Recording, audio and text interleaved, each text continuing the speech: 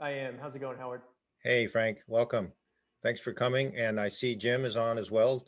Jim will be your introducer and enabler.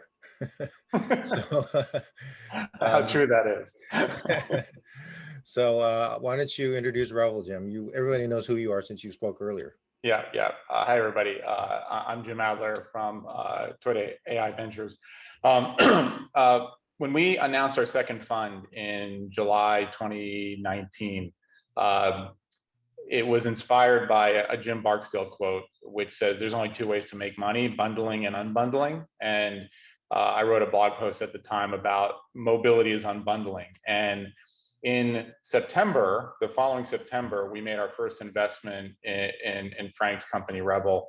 Uh, and it's a pretty significant investment, actually, because we felt it really embodied that thesis of mobility was unbundling. Uh, and Frank and team really had this great combination of big vision, incredibly thoughtful, high integrity, and tenacious ability to execute. Uh, right before COVID hit, we had an opportunity to continue our support, and we didn't hesitate. And the company did amazingly well in 2020, and we haven't looked back. They're raising now. We continue to support the company in a significant way, and we're just couldn't be happier. Not just with the moped business itself, which Frank will talk about, but if you look at recent Wall Street Journal coverage, the company announced a electric charging infrastructure and an e-bike offering. So this really is what unbundled, clean, affordable, efficient mobility looks like. And without further ado, let me turn it over to Frank, and he can really give you the straight poop of what they're working on. Frank. Thanks, Jim. I appreciate it. Let me just share my screen here. All right, perfect. So I prepared a few slides here to walk us through Revel and where we're going and our vision for this company. But let me just level set with everybody so we're all starting at the same playing field here, and talk about what we've been up to the last 3 years and how we got to March of 2021. So Revel, currently the largest shared moped operator in North America with 6,000 vehicles across six major markets. And it all started as an idea in January 2018. An idea of this vehicle is so popular, if not the dominant form of transportation in countries across the globe, rich and poor. Why is it not being used in the US in big cities, especially like New York? So from that idea, I just ran with it. By March of 2018, I'm quitting my job, putting together an investor deck, got my co-founder on board. By July of 2018, we went from an idea 6 months beforehand to literally a pilot of 68 electric mopeds on the streets of Brooklyn as a pilot. Raised $1 million for 57 different angel investors along the way. From there, we're proving that there's nothing in American DNA that want to ride this vehicle. That led to a $4 million seed round led by Reig Mobility in the fall of 2018. We used that to expand to 1,000 mopeds in May of 2019, all in Brooklyn and Queens, just expanding the zone, operating a fleet now at scale for the first time, and a ton of learning in doing that. We also learned we had product market fit because I did my CEO job during the day and then went to the warehouse and battery swap all night because we were just trying to keep up with demand. So that led to a pretty large Series A that fall of 2019. That's where Toyota AI and Jim first invested in Revel. And since then, we've been executing on that plan we put in front of investors at that time. We scaled New York City to 4,000 mopeds across 4 boroughs now: Bronx, Manhattan, and more Brooklyn and Queens. We launched Washington, D.C. in the fall of 2019 with the first ever moped permit to be negotiated, increased the fleet last summer, looking to increase the fleet again this summer. Won a 3-year exclusive permit in the city of Miami going into 2020, call it January 2020, and continue to think about how we scale the fleet there as well. And over the course of 2020, we also launched 3 cities in the Bay Area: San Francisco, Berkeley, and Oakland. All different operating permits that we negotiated with politicians and regulators in those cities. And here we are sitting here today, March 2021, as I mentioned earlier, 6,000 mopeds, 6 major markets, and sort of revenue ramping alongside of that as well. Jim alluded to earlier, 2021 for us really marks the year where we have proven the moped model. We're going to continue to scale that business where it makes sense. But now we're also I'll just call it going deeper into every city that we're in. Because our mission from day one has always been, how do we move the most people, and how do we electrify entire city transportation networks? That has been our vision from day one. And I think something that really stands out from this company is when we talk about electrifying mobility, we talk about where the company actually on the ground rolling up our sleeves, and we're doing it now. We're doing it in 2021. I already operate a fleet of 4,000 electric vehicles in New York City, and we got a lot more coming behind it. So this is not the company that talks about 2025 or 2030. We talk about now. And if you want to talk about now, and you actually want to build that transportation super app, and you have a vision as a founder and as a company where every trip in every major city in Europe and North America, you want to be able to provide users a way to get from A to B in that city using your platform. If you're actually going to do that, and you're actually going to talk about that, you got to go build. Because currently, the infrastructure for electric mobility just does not exist in cities. It does not exist. So that was the impetus for us announcing, Jim mentioned it earlier, our first fast charging super hub in downtown Brooklyn. We'll have 30 fast chargers all in one location. I've sort of teased it publicly, but what's behind that is 8 more super hubs in New York City that will be in the ground by the end of the year. And by super hubs, I'm talking locations with 10 to 50 fast chargers each. Because it all goes back to, if you're actually going to electrify mobility and you're doing it now in 2021, the only way you do that is you go build the infrastructure, because it does not exist. A city like New York has 2 publicly available fast chargers outside of the Tesla supercharger network. So we're going to build that infrastructure, and we're doing it now. And we're supplying everything that we do. We back it up with on-the-ground operations, which creates that scale, and you're building more infrastructure, creates that demand. It's really, you need to bring everything to the market if you're going to electrify mobility now. The other great thing about building infrastructure is that you're future-proofing your business, right? Because when you think about where we are right now, we're literally at the year where we're at this 100-year transition. The last 100 years have been human-driven, gas-powered. Starting in 2021 is really starting now this transition to electric and then autonomous. And whoever wins the electric game is going to win the autonomous game. Frank, can I just ask you a quick question on the fast charging stations? So how much of the fast charging stations are directed at your existing operations, and how much of it is really for new customers? So maybe let me just answer that question, Howard, when I get to a slide about 3 slides from now. Okay. I think it'll wrap it all up together. Okay. All right. Sure. So we talked about the moped business. We're continuing to scale that business in 2021. To give you an idea of revenues here, 150K in 2018, 7.5 million in 2019, 23.5 million last year, even with COVID and everything else thrown at us. The business on the moped side will essentially double revenue in 2021. Just give you an idea of where that business is heading. We've recently gone deeper into the two-wheeled segment. This went live in New York about 2 weeks ago. E-bikes as a service. So this goes back to our entire mantra. When I think about going deeper into the two-wheeled sector, I did not want a free-floating e-bike, similar to the Lime or Jump model, because then you're on sidewalks. And I think as you work with cities, which is Revel's sort of sweet spot as well, anything that stays on the sidewalks, it just irritates cities and communities in a way that I never really want to enter. So as we've entered the e-bike space, launching in New York officially 2 weeks ago, already have a wait list of over 5,000 people waiting for e-bikes, much more of an ownership model. In New York anyway, pricing is $99 a month, e-bike as a service. We drop that e-bike off at your apartment.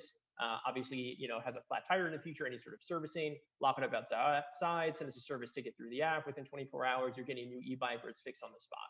So again, much more akin to ownership, which is exactly the way I want to enter the e-bike space. That's gone live in New York 2 weeks ago. This is sort of punting the Howard question to this slide when it comes to ultra fast charging. A key piece here is when you think about ultra fast charging on its face, one of the reasons why there's literally no publicly available ultra fast charging in a city like New York is that there's really no demand for it yet. So if you're one of these charging companies and you're thinking about putting infrastructure in the ground, you need that utilization to be 25+%, or else you're simply losing money on that infrastructure, which is why it does not exist. Something that hasn't been publicly announced yet, and for those on this call that like a more one-on-one conversation, about a month from now, we're announcing all this infrastructure that we're building in New York there's also an extension of our platform that's going to be using that infrastructure, bringing that utilization day one to that infrastructure. And I'm happy to dive in more on that announcement, which will be in about a month publicly. So maybe Howard, your question was more about, is this attracting new users, existing users?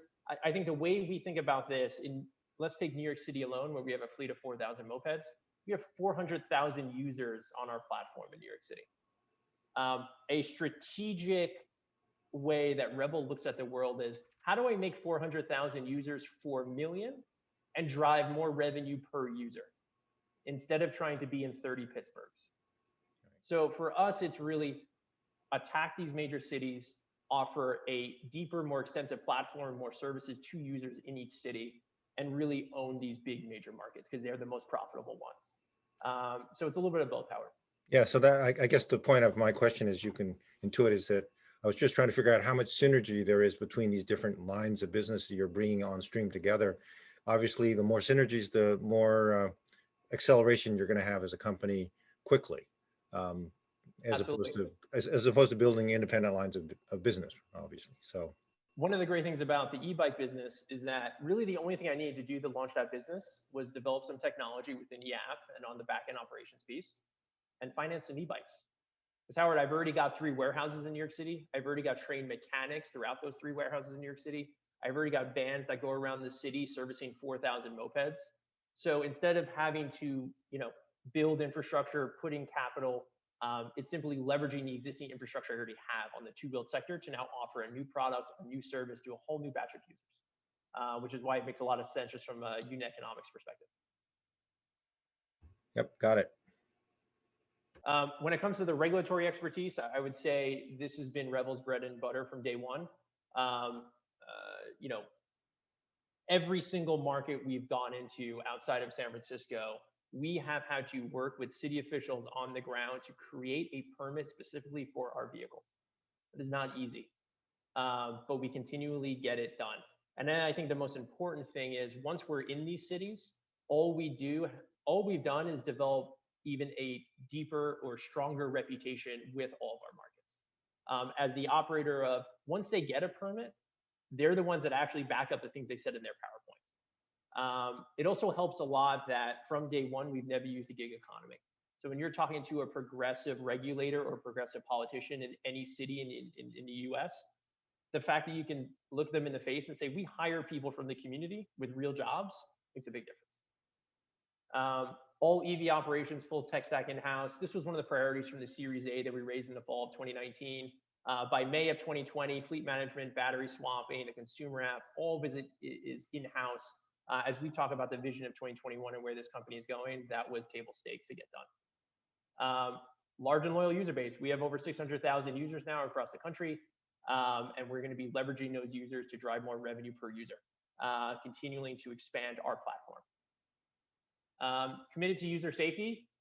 I can say with a straight face as well, there is no 2-wheeled operator, e-bikes, kick scooters, mopeds that does more on safety than we do. Every single user before they ride has to take a helmet selfie that we check every single one as well and are not afraid around suspending users that don't take that real seriously. A helmet is not a nice to have, it's a necessity. Every single user before they ride one of our mopeds has to go through a 40+ questions mandatory safety training. So that they understand how to ride this vehicle, the rules of the road, how it's different from maybe a normal car or a bike. These are things that no one else does even nearly the amount that we do. And actually, we're developing a whole new package of safety measures that we're going to be talking about a month from now publicly. The product and engineering team and our moped team are implementing them right now. Because you can never just rest on safety. You just need to continue to do more and make sure you're leading the industry. So right now, I mentioned a few times, 6,000 mopeds across the US. E-bike subscription as a service officially went live in New York about 2 weeks ago. We're going to be scaling those to the top 5 or 10 markets in both the US and Europe. Ultra fast charging, that goes live at the end of May, the largest universal fast charging station in all of North America. I got 8 more coming behind it. And an announcement about 4 weeks ago, 4 weeks from now, as to exactly what is the demand we're bringing alongside that infrastructure. But happy to talk one-on-one with folks that want to learn more there. And then the team to do all this. I think the most important part of this is there is not a leadership position right now that I'm hiring for. I've got the team to go execute right now, which is exciting to me. So maybe I'll pause there, Howard, if you want to do questions. Yeah, we have about 5 minutes left, so hopefully there's some questions from the audience. If not, I have lots of questions. Sure. So there's a question from Hadi. Let's see what he says. Who handles the maintenance of the charging stations? So this is a muscle that we are building in-house. For the last year, we have been hiring an infrastructure team. So they're the ones responsible for site acquisition, site development, negotiating with landlords, following up with general contractors and engineers, and making all this happen. To me, that's a muscle that we need to retain in-house. I don't want to farm that out to other people. Really, the only thing right now that we are using third parties for on our super hubs is the charger themselves. We're using Tritium. I can talk about why I think that's the best option to date right now. And on the software side, we're using a combination of two providers, although I think the contract is still being negotiated, so I don't want to say who they are. But that'll be a muscle we also bring in-house eventually as well. But I think to start, there's no reason why you're going to need to develop your own demand management software from day one. So Frank, your business is growing incredibly quickly, and you're adding new lines or parallel lines of business at the same time. It feels almost like you're doing a land grab in some of these areas. How do you resist the temptation to do a SPAC? There are probably people coming at you all the time with these ideas now. I mean, the next session is going to be on SPACs and financing, by the way. Yep. Yeah, I don't know what to say. I think we're absolutely a target for a SPAC. I think the amount of inbound that has come in over the last 2 weeks has been exponentially increasing. Yeah. I think it's a pathway we are definitely going to explore. It's not something I'm putting all of our marbles in by any chance, but definitely something we're going to explore. Because when you think about it, Howard, we have a unique strategic view of the world that no other company can touch. Literally putting ourselves at the convergence of the energy transition, the mobility transition in big major markets, and being the person on the ground that's doing that transition and leading the transition. We're doing it now. And guess what? You need a lot of capital to do that. Yeah. So what better company is there for a SPAC? So I think it's something that we can't not explore, and we're taking those steps right now. Great. I don't know if you were on earlier this morning, Frank, but we had a session on fleet operations, which I think was relevant to what you're doing. Also, we have a session this afternoon on batteries and energy, so all relevant to you. We're almost out of time here. If there are no other questions, then I think we're going to jump back into the main room. Do we have any other questions? Okay. Well, Frank, congratulations on all the progress you've made. It's a fantastic story. Very exciting. Thanks, Howard. And I look forward to riding a moped in New York City when I visit later. Sounds good to me. Let's grab coffee when you're here. Okay, excellent.